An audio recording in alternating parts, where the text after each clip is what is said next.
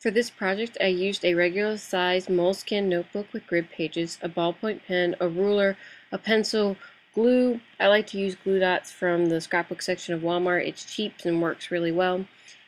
Tabs, usually post-it ones, and an eraser. Turn to the second page of the book and start off by counting 3 squares down. Use a ruler and draw a straight horizontal line across both pages. Then count 25 squares down from the line you just drew and draw a horizontal line across both pages again. Go to the side of the page and count 6 squares to the right and draw a vertical line from the top line you drew to the bottom line you drew. Then count 4 squares from the middle to the left or right and draw a vertical line. Do the same on both sides of the page. Take the line you just drew and count 8 squares towards the middle, draw another vertical line, and repeat on the opposite facing page. If you counted correctly, you should be able to split the page into 5 sections of 5. Start from the top to the bottom and count 5 squares up or down, draw a horizontal line, repeat until you hit the first line you drew. Repeat on the opposite page. And make sure you draw the line all the way to the edge of the page. I was trying to work around a camera and didn't notice that I did not go all the way to the end myself. Write the days of the week on the third line from the top and the month on the first line on both sides of the page.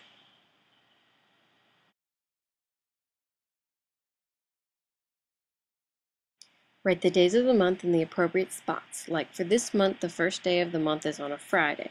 Then if you wish, write the national holidays in the corresponding boxes. I also like to use post-it tabs to mark where the new month starts so that if I need to go from one month to the other, I can find where they are.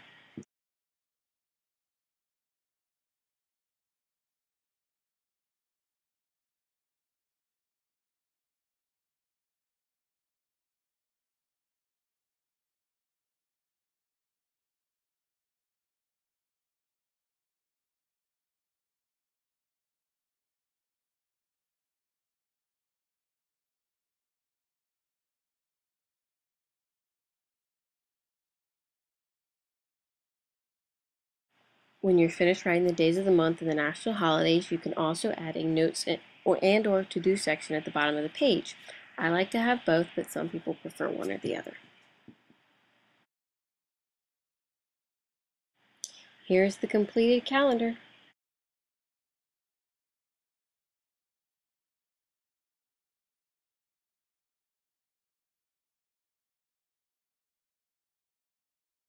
For the week pages, it's almost the exact same as the month pages, with a few variations.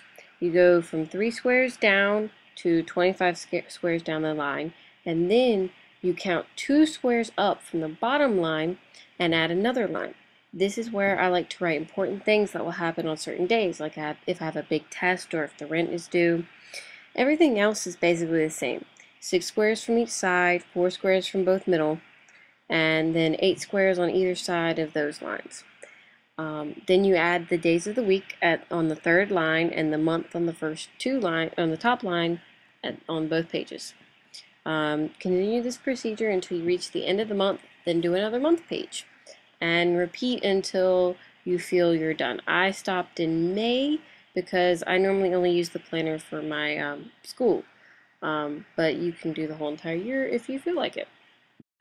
With this planner, you can change it to fit your needs, which I really like, and if I mess up something, I can just, rip out the page and start all over.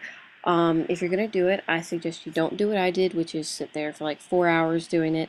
I suggest you do it in like 30-minute bits, and, make sure your pen doesn't get all over your hands, because by the end of it, I had pen all over my face. I have no idea how, but overall, it's a really nice planner that works very well for school.